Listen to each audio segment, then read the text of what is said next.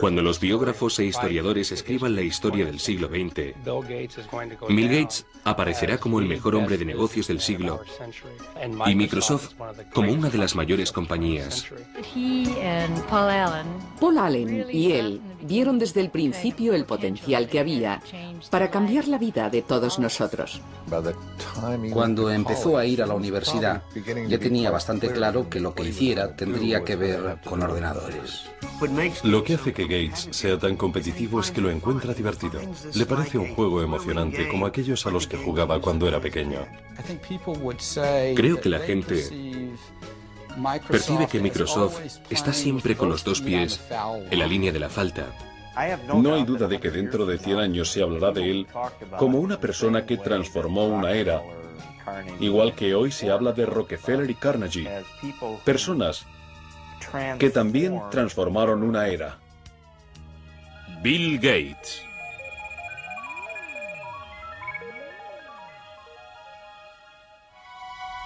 Los valores que condujeron a Bill Gates a convertirse en un titán de los negocios del siglo XX se remontan a sus raíces en el antiguo noroeste. El bisabuelo de Bill, J.W. Maxwell, fundó el First National Bank en Seattle. Los Maxwell disfrutaban de sus privilegios y de su posición social, pero nunca presumieron de su riqueza. Su hijo Willard, también banquero, y su esposa Adele, una apasionada de las cartas, se encontraban entre los personajes públicos más destacados de Seattle.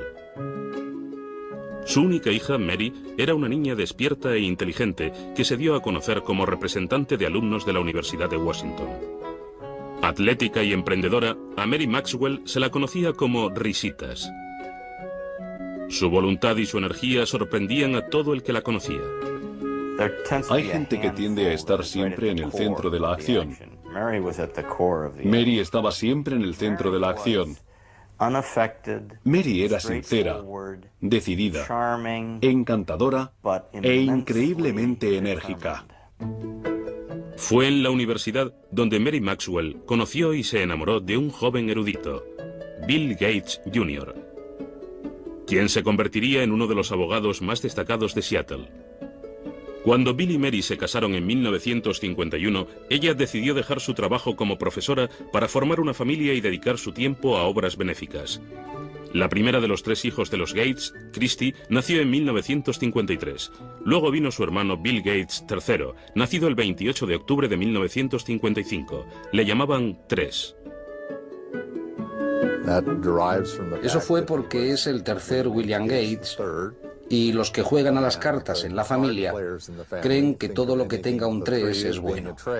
Así que se quedó con 3. Bill y su madre mantuvieron siempre una relación muy estrecha.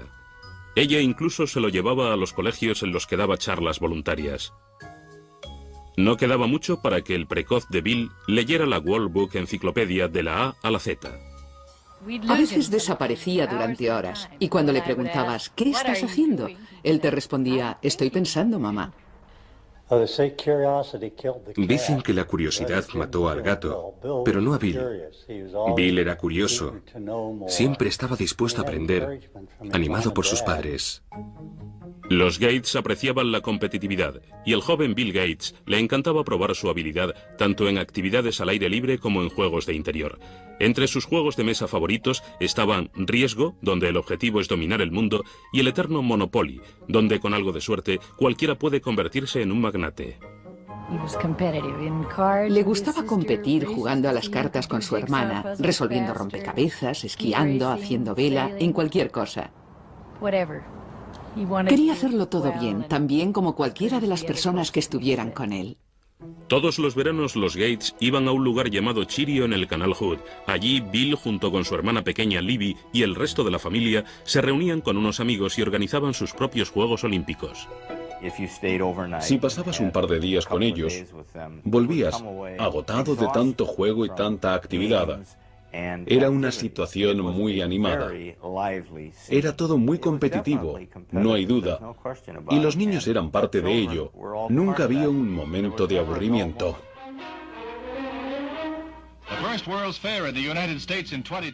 Cuando se inauguró la Expo de Seattle en 1962, los Gates se apresuraron a ver las maravillas que predecían para el siglo XXI, tecnología informática incluida.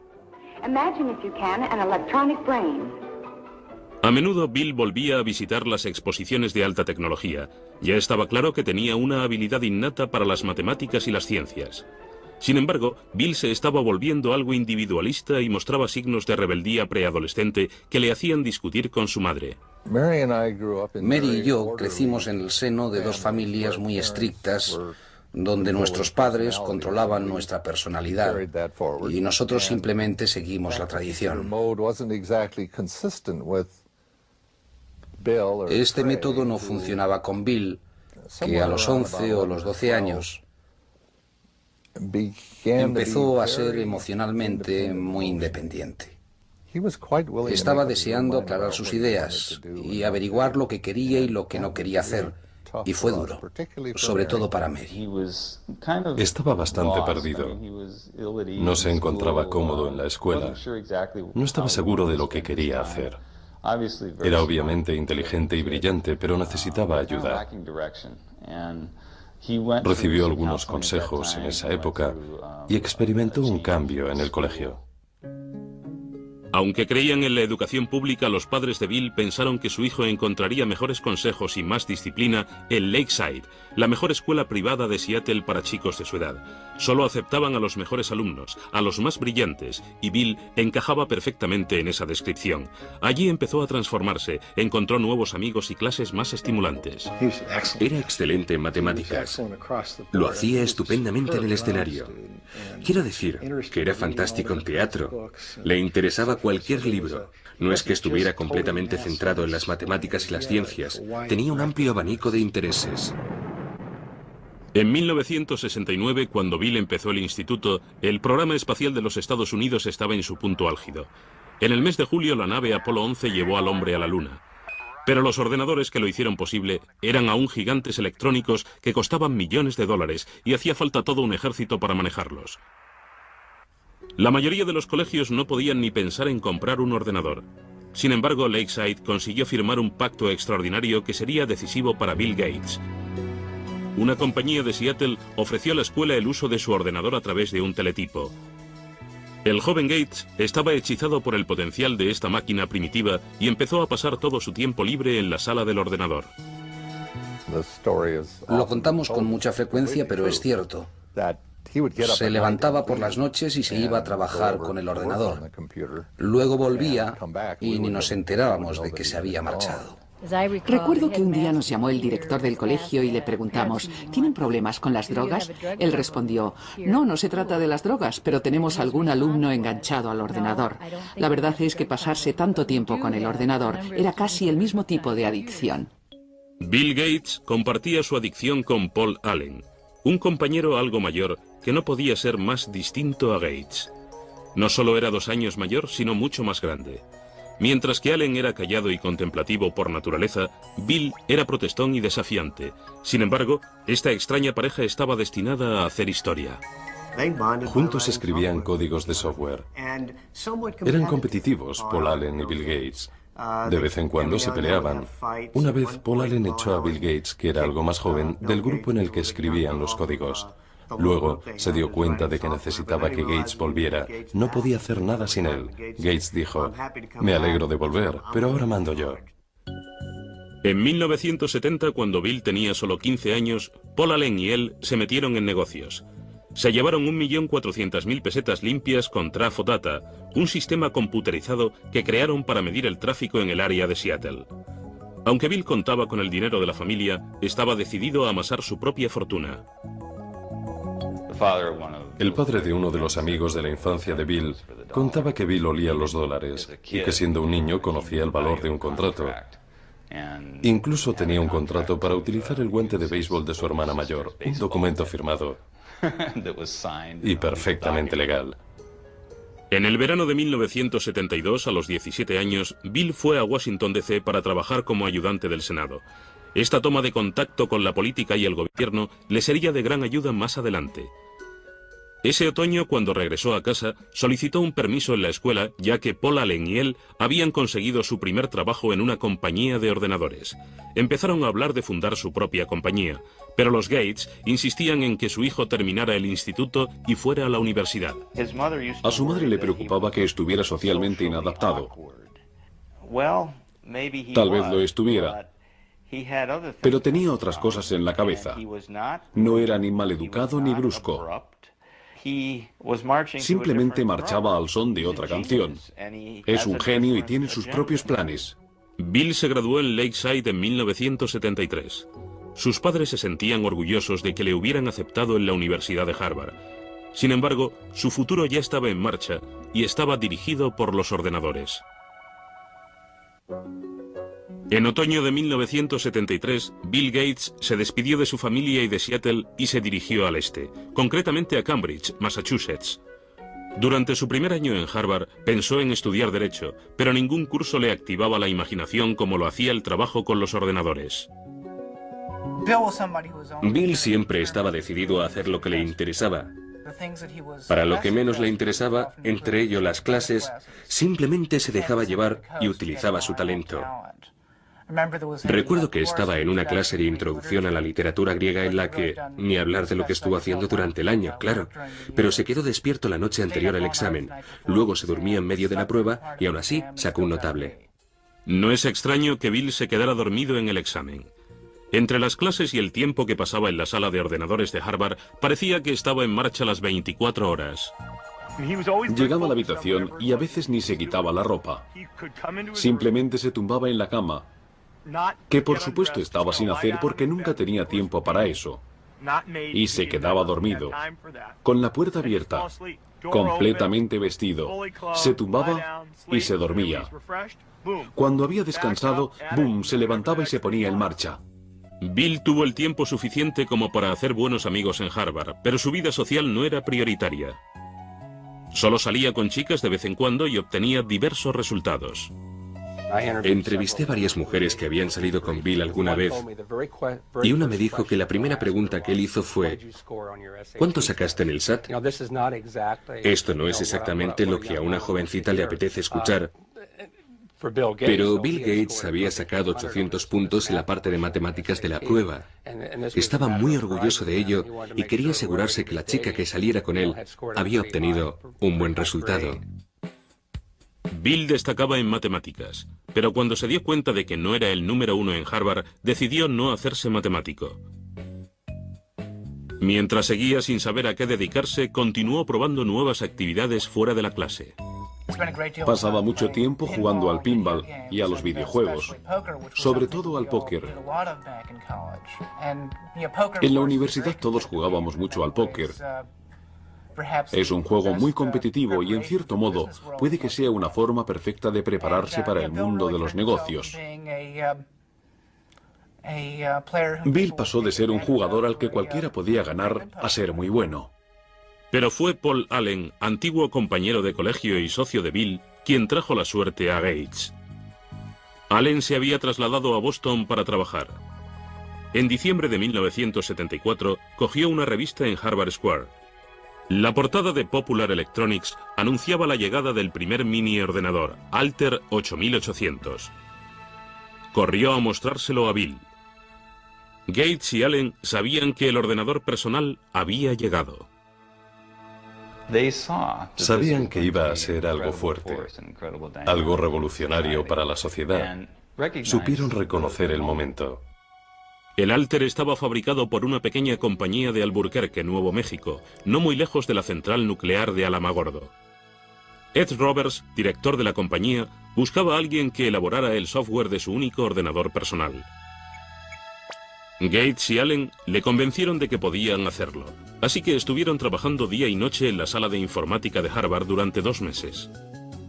En febrero de 1975, Paul Allen fue a Albuquerque para probar el programa que Gates y él habían creado.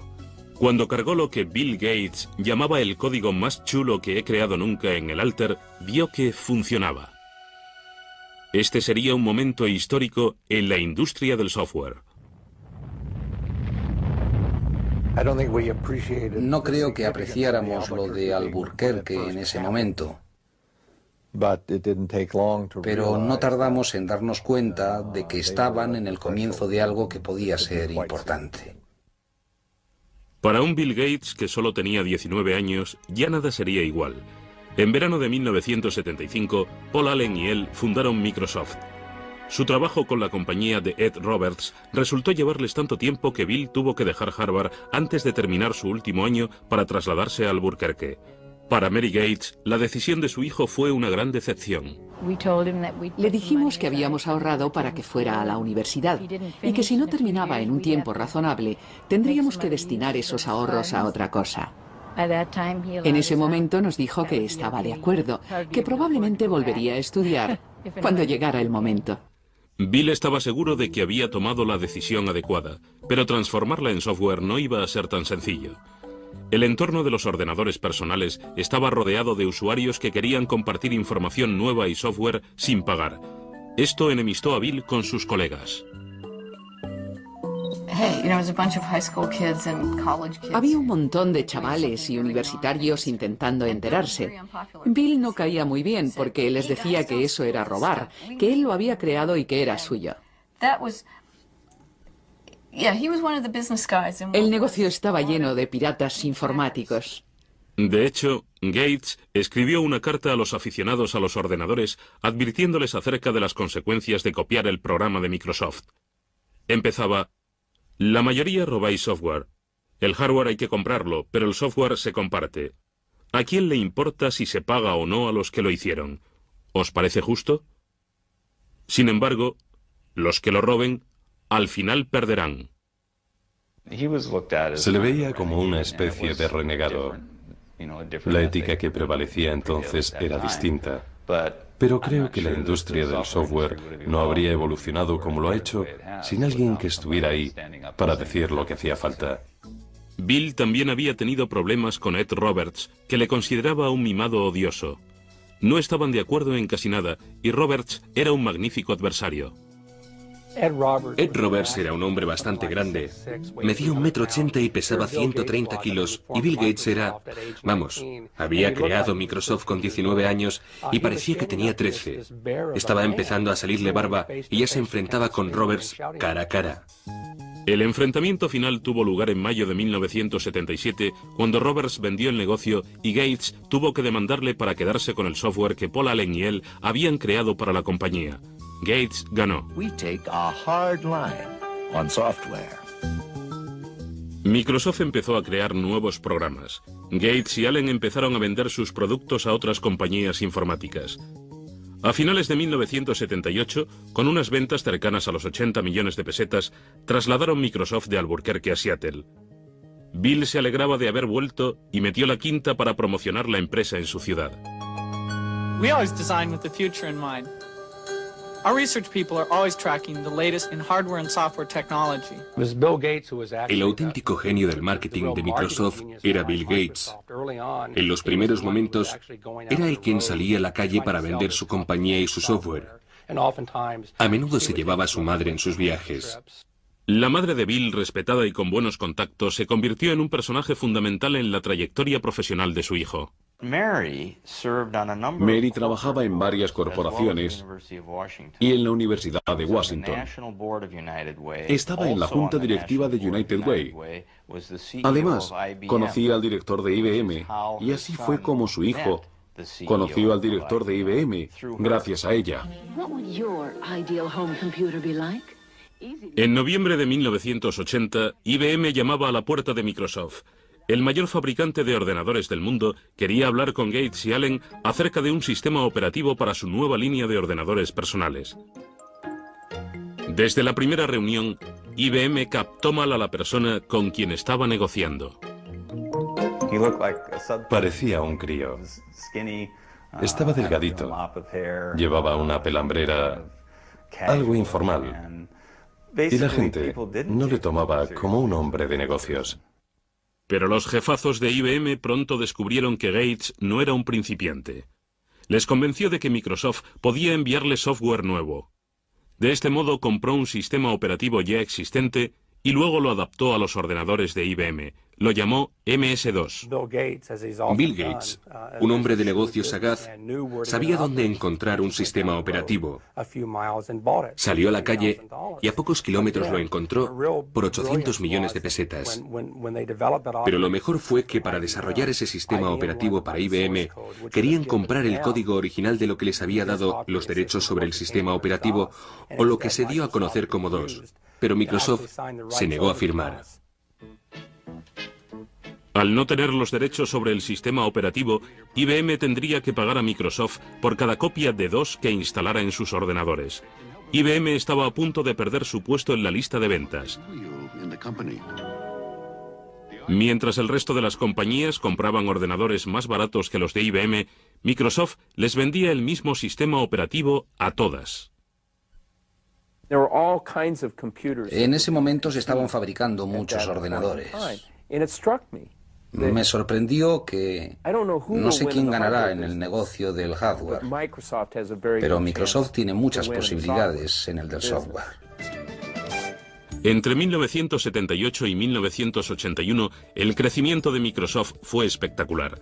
La plantilla pasó de 13 a 128 empleados. Los ingresos pasaron de 300 a 1.300 millones de pesetas de la noche a la mañana. En 1983, el software del 30% de los ordenadores personales del mundo era Microsoft. Bill Gates nunca apartó la vista de la base de todo. Nunca volaba en primera a menos que fuera absolutamente necesario. A menudo viajaba en autobús y se ponía una manta por la cabeza para poder dormir. Sus padres le habían educado en el valor del dinero y del trabajo, y esto se reflejaba no solo en cómo llevaba su vida, sino en cómo llevaba a Microsoft. A principios de los 80 la industria pasaba por un momento importante, sobre todo para aquellos que aún no habían cumplido los 30.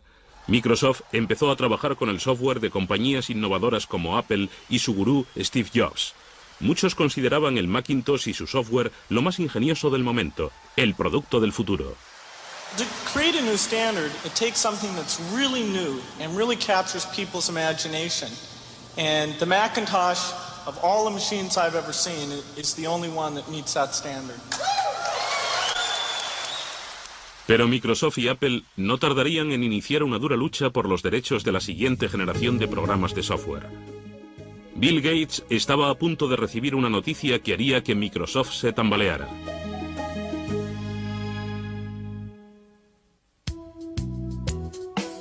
En 1983 el futuro de Microsoft y de un Bill Gates de 28 años no podía presentarse más halagador. El negocio de los ordenadores estaba en alza y cada vez había más demanda de software.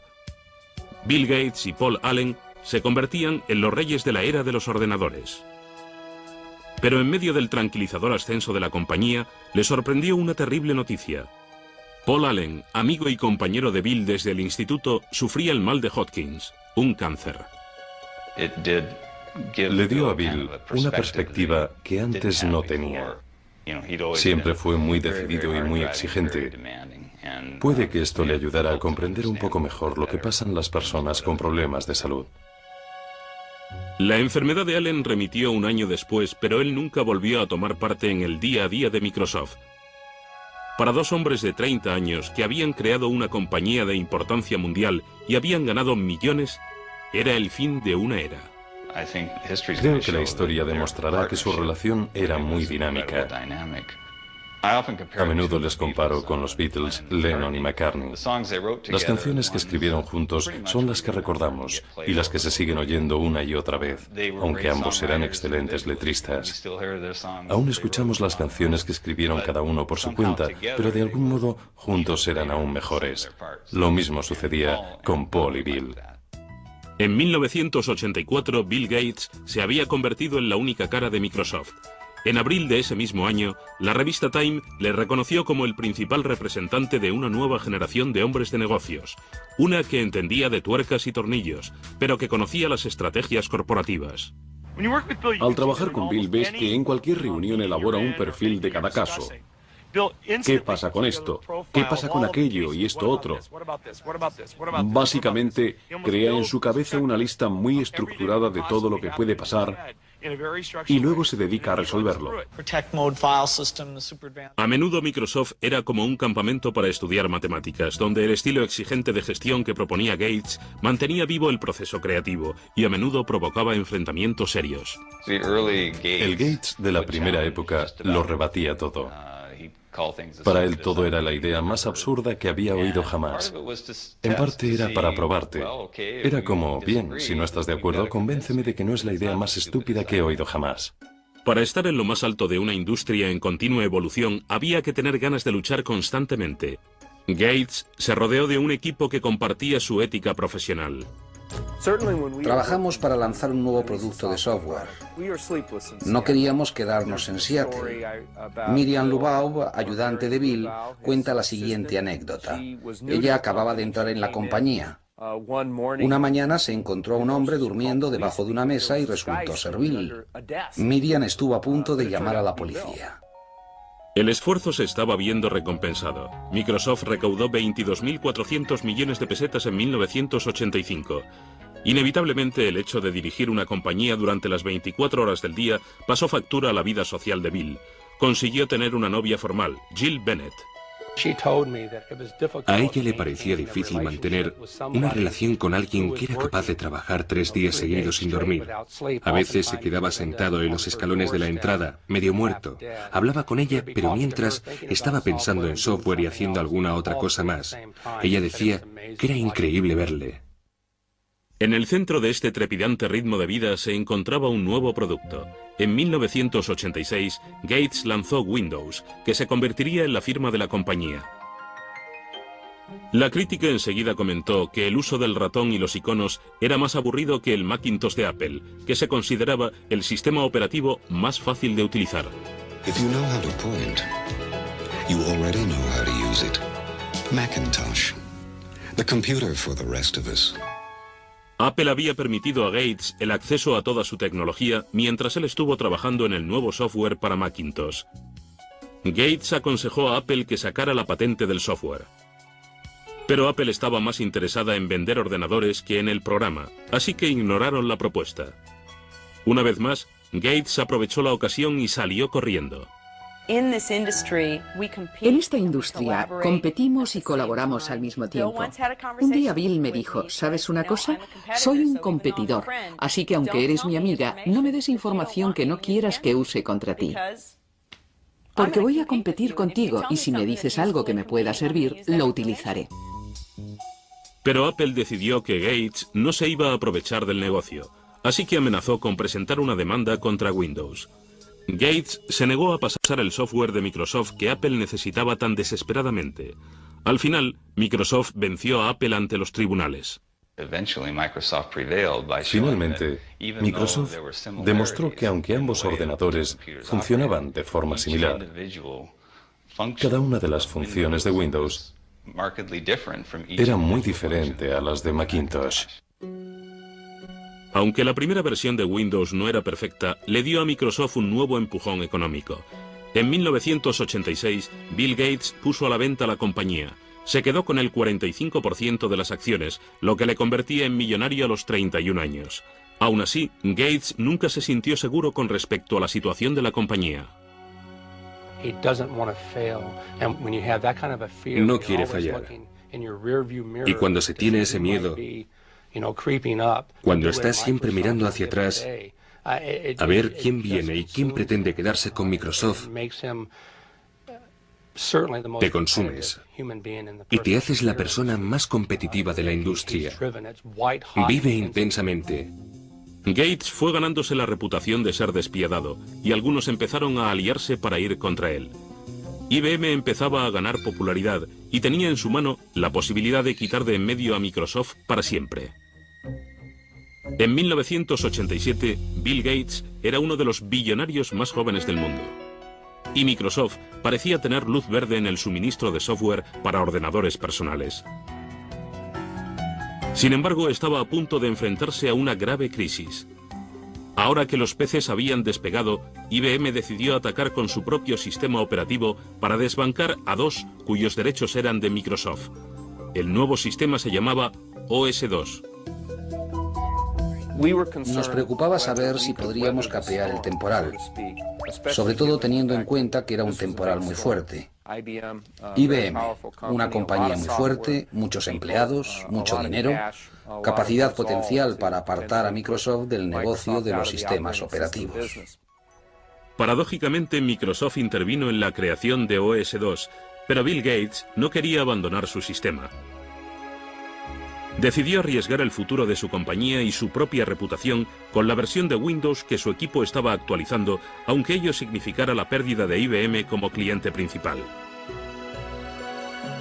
El 22 de mayo de 1990, Microsoft lanzó Windows 3.0.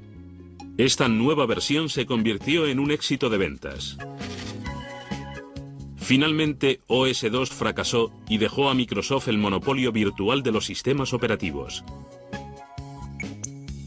La Comisión Federal de Comercio empezó a recibir quejas de que Gates utilizaba su control sobre los sistemas operativos para acabar con la competencia recortando los precios de los productos Microsoft. Parecía que el director de Microsoft se estaba creando una imagen de ángel exterminador.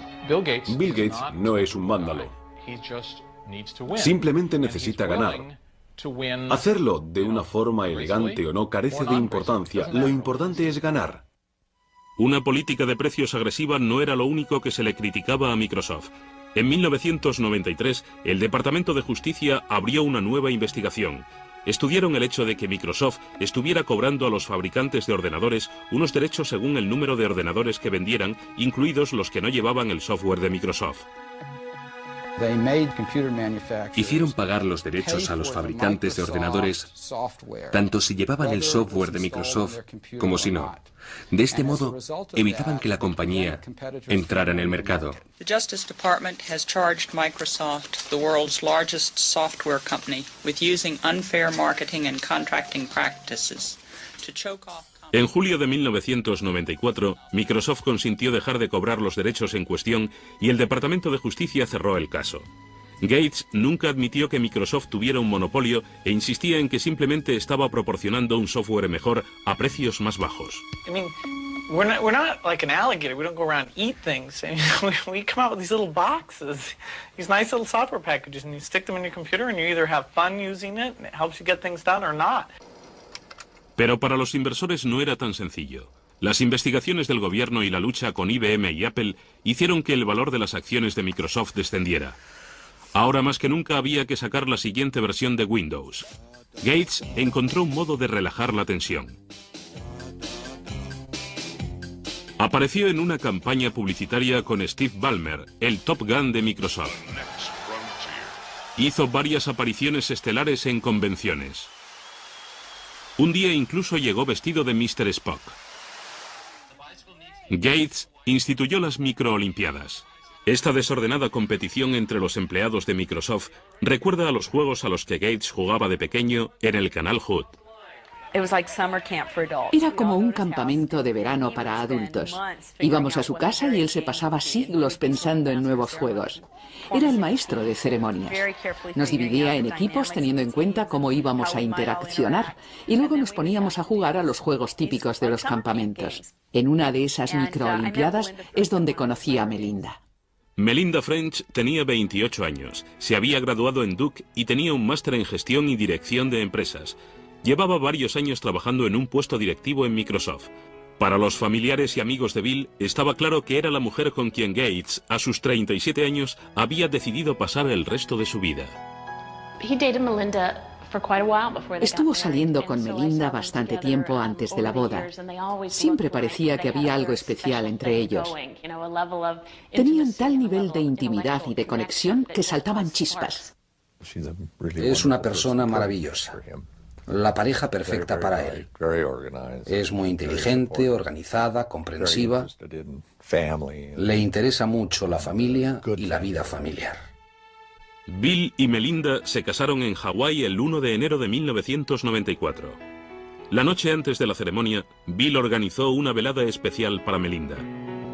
Contrató a Willie Nelson para que tocara la noche antes de la boda. Fue toda una sorpresa. Bill se levantó y dijo: estoy absolutamente enamorado de Melinda y quería cantar algo para ella esta noche, pero como no canto muy bien, le he pedido a un amigo que venga y que nos cante algo. Fue una gran sorpresa. Bill encontró en Melinda una compañera que no solo le daba la clase de felicidad personal que buscaba, sino también entendía las necesidades del negocio. Pero meses después de la boda, la felicidad de Bill se convirtió en angustia. Su madre, Mary, que había sido su más fiel aliada, sufría cáncer de mama.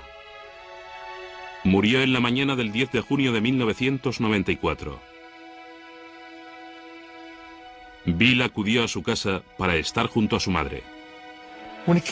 Cuando llegó a casa, hacia las 3 de la madrugada, la policía le había parado por exceso de velocidad. Por supuesto, el policía le reconoció. No era la primera vez que le paraban por ir demasiado rápido. Le miraron y le dijeron, ¿qué pasa? Él respondió al policía con lágrimas en los ojos. Lo siento, mi madre acaba de morir. El policía le dijo que siguiera, pero que aminorara la marcha. La muerte de su madre le afectó. Nos afectó mucho. En los años siguientes, Bill continuó la creación de una asociación filantrópica destinada a proyectos educativos y de salud, desde donde lo había dejado su madre. Pero ni toda su riqueza ni todo su poder le protegerían de la crisis a la que se enfrentaría Microsoft. En 1995, Bill Gates, con 39 años de edad, se había hecho la vida de casado. Con su mujer Melinda, se tomó algún tiempo libre para explorar el mundo, desde África hasta China. Parecía que ahora sí, Bill Gates lo tenía todo. This is a man so successful, his chauffeur is Ross Perot, ladies and gentlemen. Please welcome Bill Gates and the Bill Gates Dancers. 1995 fue también un año sensacional para Microsoft. Windows 95 se lanzó a bombo y platillo. El show de Jay Leno iniciaba la campaña publicitaria del software. Windows 95 is so easy, even a talk show host can figure it out. Gates seguía siendo el mejor vendedor de Microsoft, pero de ahora en adelante el jefe no viviría solo para el negocio. El 26 de abril de 1996, Bill y Melinda daban la bienvenida a su primer hijo, una niña llamada Jennifer. Está encantado con la niña. Es maravilloso verle. Para mí, como padre, resulta muy gratificante ver que mi hijo siente por la niña lo mismo que sentía yo por él y sus hermanas. Es muy gratificante. A los 42 años, Bill Gates se ha convertido en el representante del sistema americano.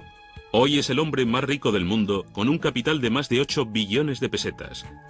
Es miembro de un grupo de élite en el que se encuentra Bill Clinton, con quien comparte su pasión por el golf. Presumir de dinero nunca ha sido el estilo de Gates, quien ha gastado siempre bastante en comodidades. En 1997, Bill, su esposa y su hija se trasladaron a una casa de ensueño valorada en 8.700 millones de pesetas. Además del alojamiento de la familia y de los invitados, la casa tiene una librería en la que se encuentra el cuaderno de notas de Leonardo da Vinci, por el que Gates pagó cerca de 5.000 millones de pesetas. Aunque la casa se utiliza en muchas ocasiones para los negocios, para la familia Gates no es más que su hogar. No es más que una casa para la familia, una casa agradable. Recuerdo la primera vez que fui después de que estuviera completamente terminada. Empecé a ver coches de juguete por todas partes. Quiero decir que no es una casa antiséptica en la que te da miedo sentarte o tocar algo. Aunque Bill viva rodeado de tecnología, ha mantenido el sentido de la labor social que con tanto empeño inculcó Mary Gates a todos sus hijos. Bill se ha comprometido a donar gran parte de su fortuna a la Fundación William H. Gates con la ayuda de su mujer y su padre. Han repartido 3.200 millones de pesetas entre las bibliotecas del país para comprar ordenadores con el fin de que otros puedan experimentar lo que Gates sentía cuando era pequeño. No todo el mundo puede comprarse un ordenador.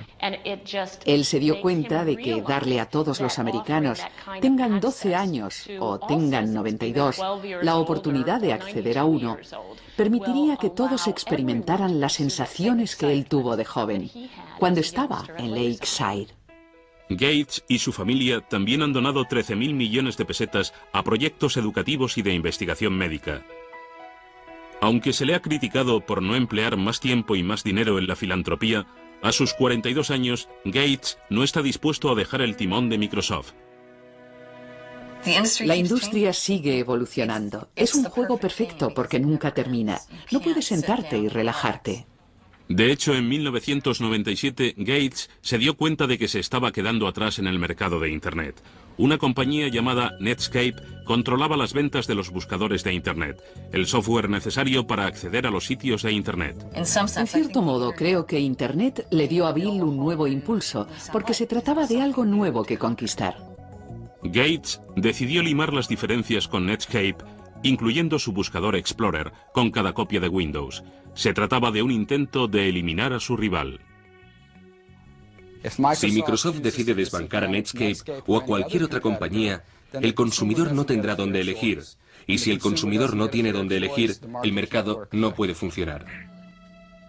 En las páginas de Internet, Gates aparece caricaturizado como un matón. Su compañía controla el 95% de los sistemas operativos de los PCs de todo el mundo, y muchos usuarios creen que Gates no ha permitido que salgan al mercado productos mejores.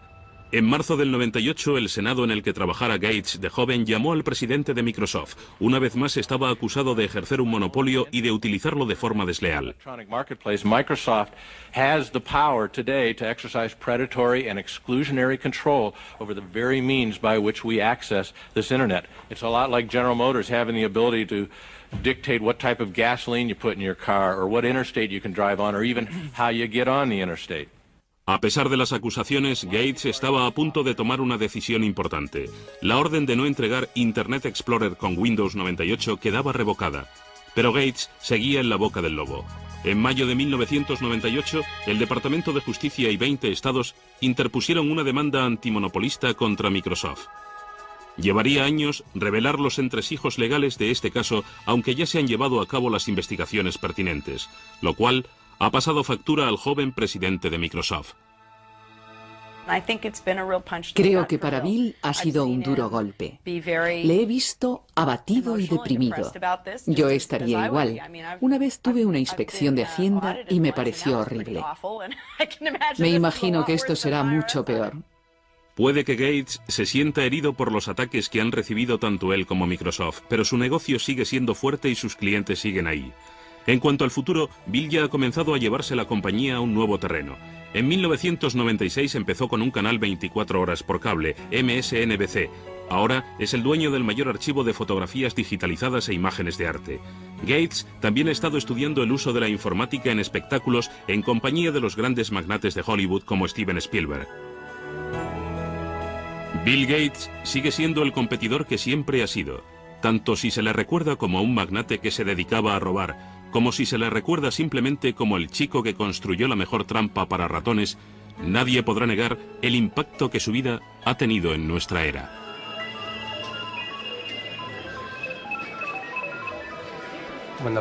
Cuando biógrafos e historiadores escriban la historia del siglo XX, Bill Gates aparecerá como el mejor hombre de negocios del siglo y Microsoft como una de las mayores compañías. Es increíble lo que ha conseguido en poco tiempo. No hay duda de que es uno de los mayores éxitos del siglo XX.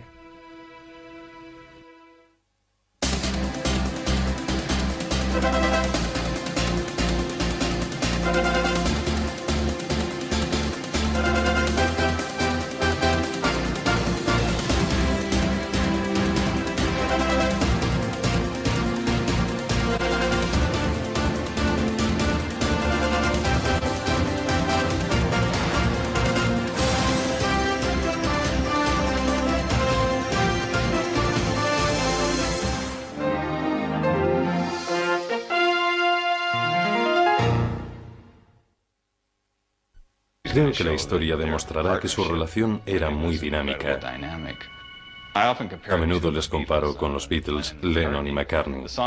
Las canciones que escribieron juntos son las que recordamos y las que se siguen oyendo una y otra vez, aunque ambos eran excelentes letristas. Aún escuchamos las canciones que escribieron cada uno por su cuenta, pero de algún modo juntos eran aún mejores. Lo mismo sucedía con Paul y Bill. En 1984, Bill Gates se había convertido en la única cara de Microsoft. En abril de ese mismo año, la revista Time le reconoció como el principal representante de una nueva generación de hombres de negocios, una que entendía de tuercas y tornillos, pero que conocía las estrategias corporativas. Al trabajar con Bill ves que en cualquier reunión elabora un perfil de cada caso. ¿Qué pasa con esto? ¿Qué pasa con aquello y esto otro? Básicamente, crea en su cabeza una lista muy estructurada de todo lo que puede pasar y luego se dedica a resolverlo. A menudo Microsoft era como un campamento para estudiar matemáticas, donde el estilo exigente de gestión que proponía Gates mantenía vivo el proceso creativo y a menudo provocaba enfrentamientos serios. El Gates de la primera época lo rebatía todo. Para él todo era la idea más absurda que había oído jamás. En parte era para probarte. Era como, bien, si no estás de acuerdo, convénceme de que no es la idea más estúpida que he oído jamás. Para estar en lo más alto de una industria en continua evolución, había que tener ganas de luchar constantemente. Gates se rodeó de un equipo que compartía su ética profesional. Trabajamos para lanzar un nuevo producto de software. No queríamos quedarnos en Seattle. Miriam Lubaub, ayudante de Bill, cuenta la siguiente anécdota. Ella acababa de entrar en la compañía. Una mañana se encontró a un hombre durmiendo debajo de una mesa y resultó ser Bill. Miriam estuvo a punto de llamar a la policía. El esfuerzo se estaba viendo recompensado. Microsoft recaudó 22.400 millones de pesetas en 1985. Inevitablemente, el hecho de dirigir una compañía durante las 24 horas del día pasó factura a la vida social de Bill. Consiguió tener una novia formal, Jill Bennett. A ella le parecía difícil mantener una relación con alguien que era capaz de trabajar 3 días seguidos sin dormir. A veces se quedaba sentado en los escalones de la entrada, medio muerto. Hablaba con ella, pero mientras estaba pensando en software y haciendo alguna otra cosa más. Ella decía que era increíble verle. En el centro de este trepidante ritmo de vida se encontraba un nuevo producto. En 1986, Gates lanzó Windows, que se convertiría en la firma de la compañía. La crítica enseguida comentó que el uso del ratón y los iconos era más aburrido que el Macintosh de Apple, que se consideraba... Pero no tardamos en darnos cuenta de que estaban en el comienzo de algo que podía ser importante. Para un Bill Gates que solo tenía 19 años, ya nada sería igual. En verano de 1975, Paul Allen y él fundaron Microsoft. Su trabajo con la compañía de Ed Roberts resultó llevarles tanto tiempo que Bill tuvo que dejar Harvard antes de terminar su último año para trasladarse a Albuquerque. Para Mary Gates, la decisión de su hijo fue una gran decepción. Le dijimos que habíamos ahorrado para que fuera a la universidad y que si no terminaba en un tiempo razonable, tendríamos que destinar esos ahorros a otra cosa. En ese momento nos dijo que estaba de acuerdo, que probablemente volvería a estudiar cuando llegara el momento. Bill estaba seguro de que había tomado la decisión adecuada, pero transformarla en software no iba a ser tan sencillo. El entorno de los ordenadores personales estaba rodeado de usuarios que querían compartir información nueva y software sin pagar. Esto enemistó a Bill con sus colegas. Había un montón de chavales y universitarios intentando enterarse. Bill no caía muy bien porque les decía que eso era robar, que él lo había creado y que era suyo. El negocio estaba lleno de piratas informáticos. De hecho, Gates escribió una carta a los aficionados a los ordenadores advirtiéndoles acerca de las consecuencias de copiar el programa de Microsoft. Empezaba: la mayoría robáis software. El hardware hay que comprarlo, pero el software se comparte. ¿A quién le importa si se paga o no a los que lo hicieron? ¿Os parece justo? Sin embargo, los que lo roben al final perderán. Se le veía como una especie de renegado. La ética que prevalecía entonces era distinta. Pero creo que la industria del software no habría evolucionado como lo ha hecho sin alguien que estuviera ahí para decir lo que hacía falta. Bill también había tenido problemas con Ed Roberts, que le consideraba un mimado odioso. No estaban de acuerdo en casi nada, y Roberts era un magnífico adversario. Ed Roberts era un hombre bastante grande. Medía 1,80 m y pesaba 130 kilos. Y Bill Gates era... Vamos, había creado Microsoft con 19 años y parecía que tenía 13. Estaba empezando a salirle barba y ya se enfrentaba con Roberts cara a cara. El enfrentamiento final tuvo lugar en mayo de 1977, cuando Roberts vendió el negocio y Gates tuvo que demandarle para quedarse con el software que Paul Allen y él habían creado para la compañía. Gates ganó. Microsoft empezó a crear nuevos programas. Gates y Allen empezaron a vender sus productos a otras compañías al mismo tiempo. Un día Bill me dijo, ¿sabes una cosa? Soy un competidor, así que aunque eres mi amiga, no me des información que no quieras que use contra ti. Porque voy a competir contigo y si me dices algo que me pueda servir, lo utilizaré. Pero Apple decidió que Gates no se iba a aprovechar del negocio, así que amenazó con presentar una demanda contra Windows. Gates se negó a pasar el software de Microsoft que Apple necesitaba tan desesperadamente. Al final, Microsoft venció a Apple ante los tribunales. Finalmente, Microsoft demostró que aunque ambos ordenadores funcionaban de forma similar, cada una de las funciones de Windows era muy diferente a las de Macintosh. Aunque la primera versión de Windows no era perfecta, le dio a Microsoft un nuevo empujón económico. En 1986, Bill Gates puso a la venta la compañía. Se quedó con el 45% de las acciones, lo que le convertía en millonario a los 31 años. Aún así, Gates nunca se sintió seguro con respecto a la situación de la compañía. No quiere fallar. Y cuando se tiene ese miedo, cuando estás siempre mirando hacia atrás, a ver quién viene y quién pretende quedarse con Microsoft, te consumes y te haces la persona más competitiva de la industria. Vive intensamente. Gates fue ganándose la reputación de ser despiadado y algunos empezaron a aliarse para ir contra él. IBM empezaba a ganar popularidad y tenía en su mano la posibilidad de quitar de en medio a Microsoft para siempre. En 1987, Bill Gates era uno de los billonarios más jóvenes del mundo. Y Microsoft parecía tener luz verde en el suministro de software para ordenadores personales. Sin embargo, estaba a punto de enfrentarse a una grave crisis. Ahora que los peces habían despegado, IBM decidió atacar con su propio sistema operativo para desbancar a dos cuyos derechos eran de Microsoft. El nuevo sistema se llamaba OS2. Nos preocupaba saber si podríamos capear el temporal, sobre todo teniendo en cuenta que era un temporal muy fuerte.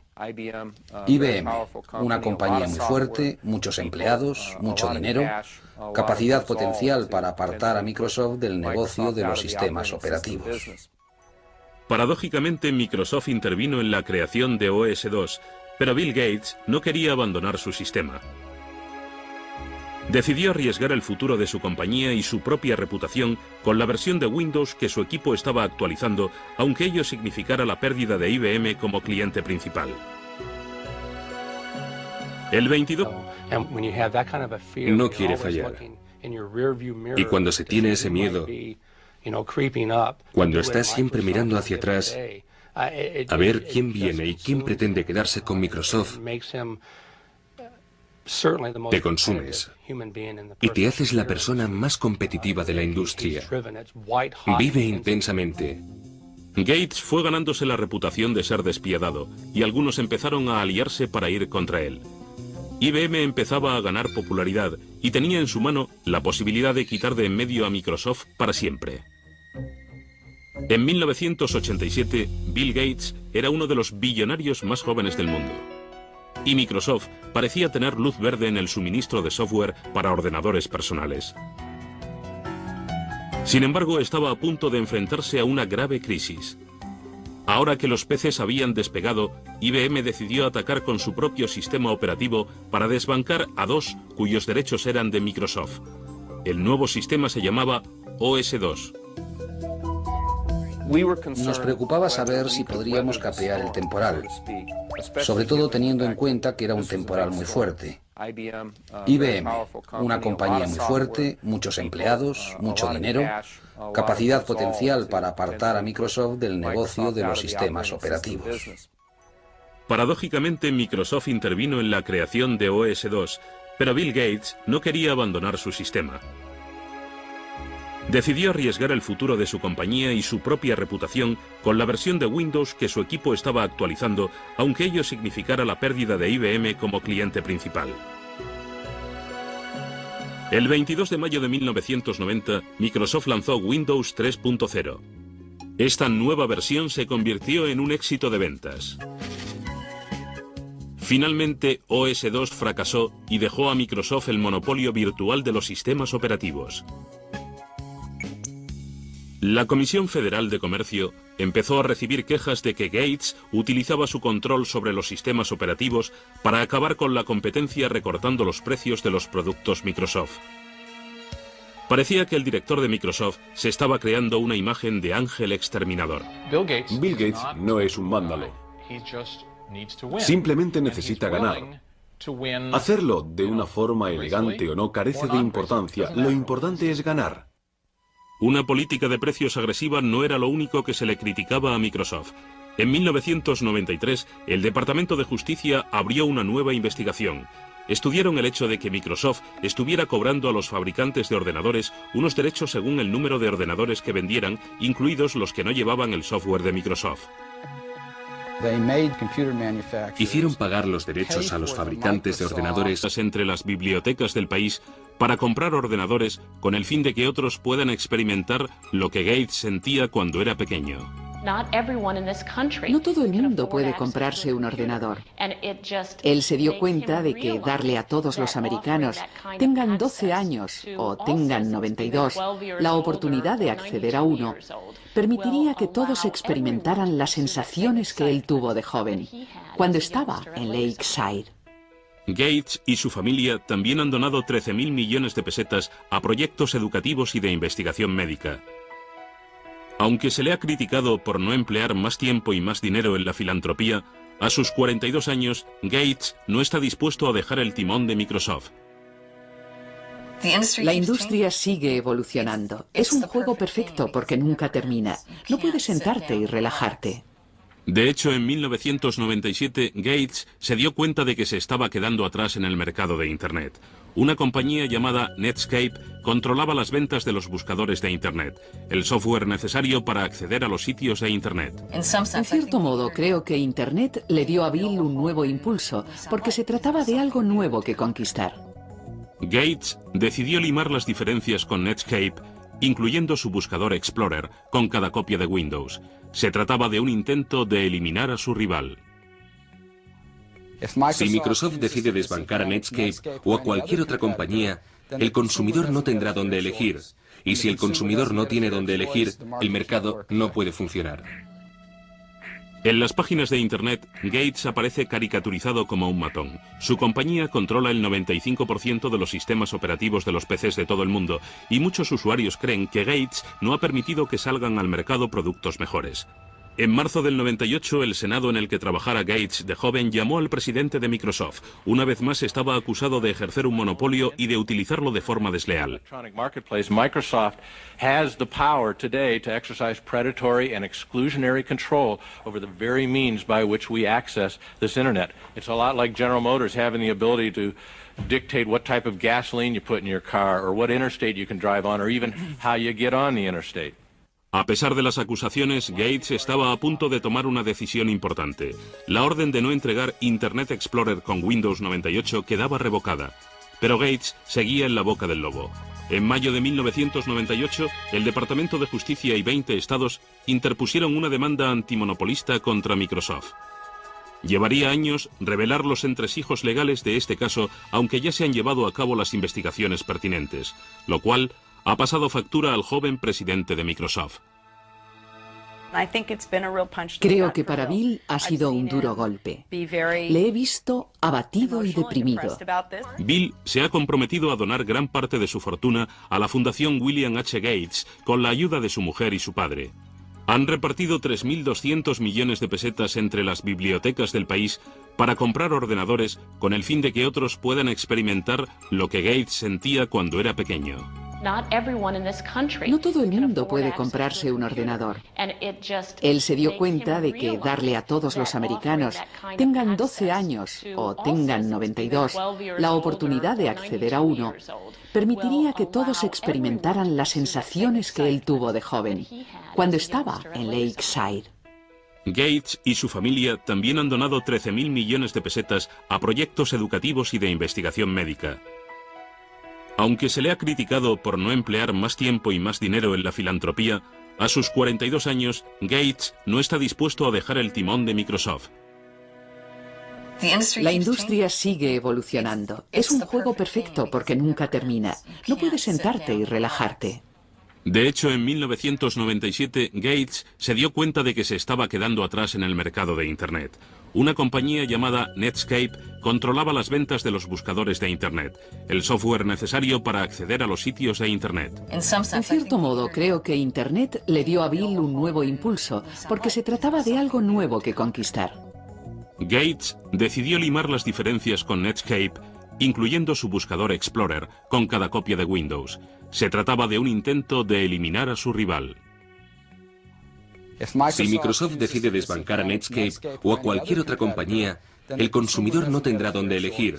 Y si el consumidor no tiene dónde elegir, el mercado no puede funcionar. En las páginas de Internet, Gates aparece caricaturizado como un matón. Su compañía controla el 95% de los sistemas operativos de los PCs de todo el mundo, y muchos usuarios creen que Gates no ha permitido que salgan al mercado productos mejores. En marzo del 98, el Senado en el que trabajara Gates de joven llamó al presidente de Microsoft. Una vez más estaba acusado de ejercer un monopolio y de utilizarlo de forma desleal. Microsoft has the power today to exercise predatory and exclusionary control over the very means by which we access this internet. It's a lot like General Motors having the ability to dictate what type of gasoline you put in your car, or what interstate you can drive on, or even how you get on the interstate. A pesar de las acusaciones, Gates estaba a punto de tomar una decisión importante. La orden de no entregar Internet Explorer con Windows 98 quedaba revocada. Pero Gates seguía en la boca del lobo. En mayo de 1998, el Departamento de Justicia y 20 estados interpusieron una demanda antimonopolista contra Microsoft. Llevaría años revelar los entresijos legales de este caso, aunque ya se han llevado a cabo las investigaciones pertinentes, lo cual ha pasado factura al joven de intereses. En 1969, cuando Bill empezó el instituto, el programa espacial de los Estados Unidos estaba en su punto álgido. En el mes de julio, la nave Apolo 11 llevó al hombre a la Luna. Pero los ordenadores que lo hicieron posible eran aún gigantes electrónicos que costaban millones de dólares y hacía falta todo un ejército para manejarlos. La mayoría de los colegios no podían ni pensar en comprar un ordenador. Sin embargo, Lakeside consiguió firmar un pacto extraordinario que sería decisivo para Bill Gates. Una compañía de Seattle ofreció a la escuela el uso de su ordenador a través de un teletipo. El joven Gates estaba hechizado por el potencial de esta máquina primitiva y empezó a pasar todo su tiempo libre en la sala del ordenador. Lo contamos con mucha frecuencia, pero es cierto. Se levantaba por las noches y se iba a trabajar con el ordenador. Luego volvía y ni nos enterábamos de que se había marchado. Recuerdo que un día nos llamó el director del colegio y le preguntamos, ¿tienen problemas con las drogas? Él respondió, no se trata de las drogas, pero tenemos algún alumno enganchado al ordenador. La verdad es que pasarse tanto tiempo con el ordenador era casi el mismo tipo de adicción. Bill Gates compartía su adicción con Paul Allen, un compañero algo mayor que no podía ser más distinto a Gates. No solo era 2 años mayor, sino mucho más grande. Mientras que Allen era callado y contemplativo por naturaleza, Bill era protestón y desafiante. Sin embargo, esta extraña pareja estaba destinada a hacer historia. Juntos escribían códigos de software. Eran competitivos, Paul Allen y Bill Gates. De vez en cuando se peleaban. Una vez Paul Allen echó a Bill Gates, que era algo más joven, del grupo en el que escribían los códigos. Luego se dio cuenta de que necesitaba que Gates volviera. No podía hacer nada sin él. Gates dijo, me alegro de volver, pero ahora mando yo. En 1970, cuando Bill tenía solo 15 años, Paul Allen y él se metieron en negocios. Se llevaron 1.400.000 pesetas limpias con Trafo Data, un sistema computerizado que crearon para medir el tráfico en el área de Seattle. Aunque Bill contaba con el dinero de la familia, estaba decidido a amasar su propia fortuna. El padre de uno de los amigos de la infancia de Bill contaba que Bill olía los dólares y que siendo un niño conocía el valor de un contrato. Incluso tenía un contrato para utilizar el guante de béisbol de su hermana mayor, un documento firmado y perfectamente legal. En el verano de 1972, a los 17 años, Bill fue a Washington D.C. para trabajar como ayudante del Senado. Esta toma de contacto con la política y el gobierno le sería de gran ayuda más adelante. Ese otoño, cuando regresó a casa, solicitó un permiso en la escuela, ya que Paul Allen y él habían conseguido su primer trabajo en una compañía de ordenadores. Empezaron a hablar de fundar. Ahora más que nunca había que sacar la siguiente versión de Windows. Gates encontró un modo de relajar la tensión.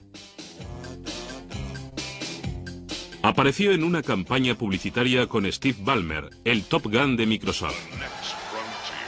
Hizo varias apariciones estelares en convenciones. Un día incluso llegó vestido de Mr. Spock.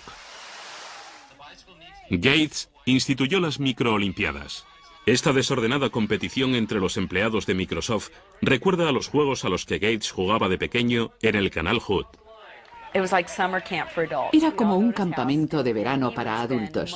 Íbamos a su casa y él se pasaba siglos pensando en nuevos juegos. Era el maestro de ceremonias.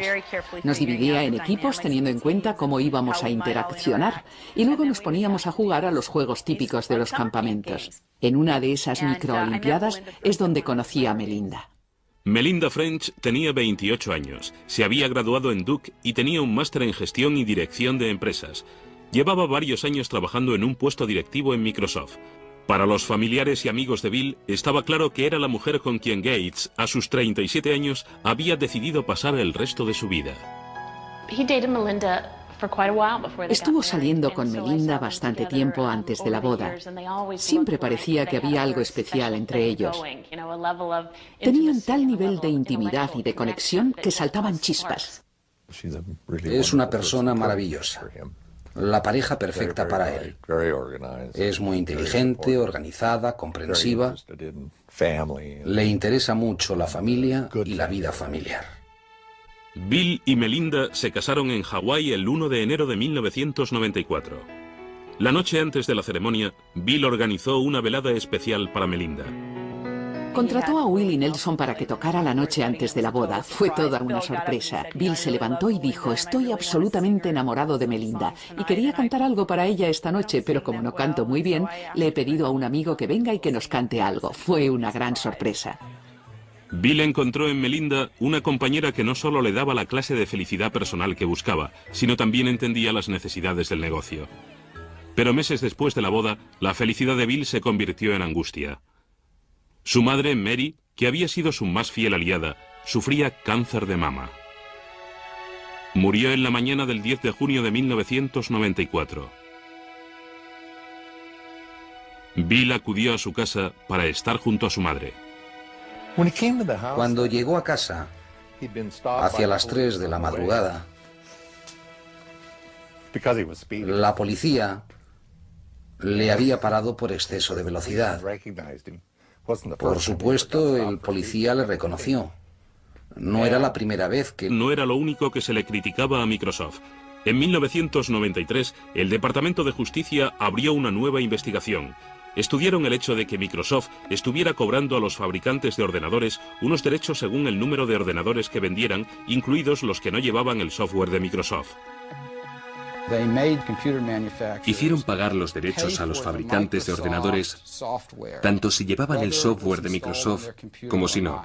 De este modo, evitaban que la compañía entrara en el mercado. The Justice Department has charged Microsoft, the world's largest software company, with using unfair marketing and contracting practices to choke off. En julio de 1994, Microsoft consintió dejar de cobrar los derechos en cuestión y el Departamento de Justicia cerró el caso.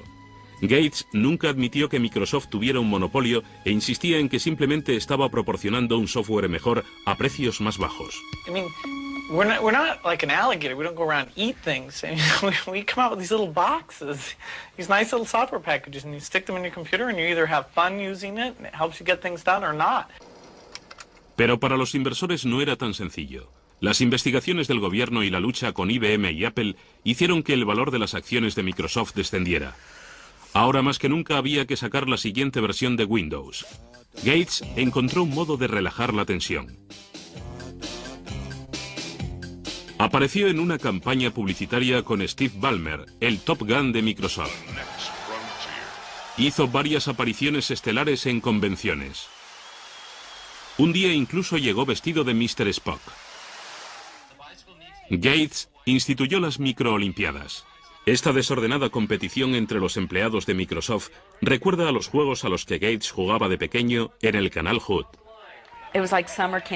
Era como un campamento de verano para adultos. Íbamos a su casa y él se pasaba siglos pensando en nuevos juegos. Era el maestro de ceremonias. Nos dividía en equipos teniendo en cuenta cómo íbamos a interaccionar y luego nos poníamos a jugar a los juegos típicos de los campamentos. En una de esas microolimpiadas es donde conocí a Melinda. Melinda French tenía 28 años, se había graduado en Duke y tenía un máster en gestión y dirección de empresas. Llevaba varios años trabajando en un puesto directivo en Microsoft. Para los familiares y amigos de Bill, estaba claro que era la mujer con quien Gates, a sus 37 años, había decidido pasar el resto de su vida.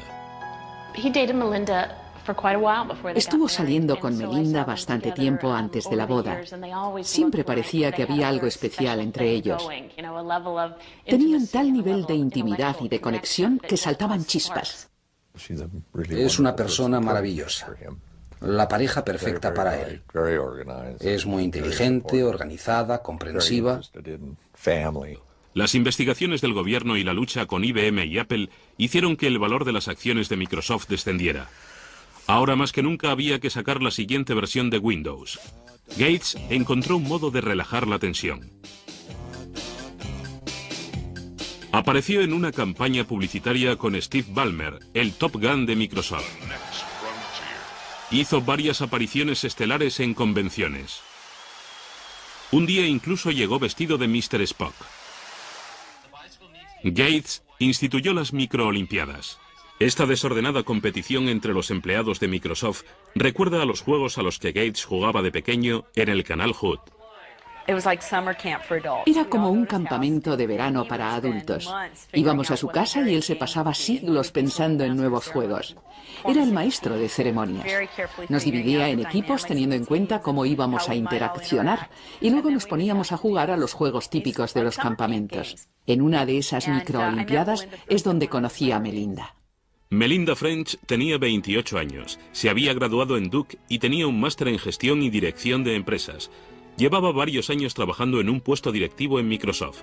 Para los familiares y amigos de Bill, estaba claro que era la mujer con quien Gates, a sus 37 años, había decidido pasar el resto de su vida. Estuvo saliendo con Melinda bastante tiempo antes de la boda. Siempre parecía que había algo especial entre ellos. Tenían tal nivel de intimidad y de conexión que saltaban chispas. Es una persona maravillosa. La pareja perfecta para él. Es muy inteligente, organizada, comprensiva. Le interesa mucho la familia y la vida familiar. Bill y Melinda se casaron en Hawái el 1 de enero de 1994. La noche antes de la ceremonia, Bill organizó una velada especial para Melinda. Contrató a Willie Nelson para que tocara la noche antes de la boda. Fue toda una sorpresa. Bill se levantó y dijo: estoy absolutamente enamorado de Melinda y quería cantar algo para ella esta noche, pero como no canto muy bien, le he pedido a un amigo que venga y que nos cante algo. Fue una gran sorpresa. Bill encontró en Melinda una compañera que no solo le daba la clase de felicidad personal que buscaba, sino también entendía las necesidades del negocio. Pero meses después de la boda, la felicidad de Bill se convirtió en angustia. Su madre, Mary, que había sido su más fiel aliada, sufría cáncer de mama. Murió en la mañana del 10 de junio de 1994. Bill acudió a su casa para estar junto a su madre. Cuando llegó a casa, hacia las 3 de la madrugada, la policía le había parado por exceso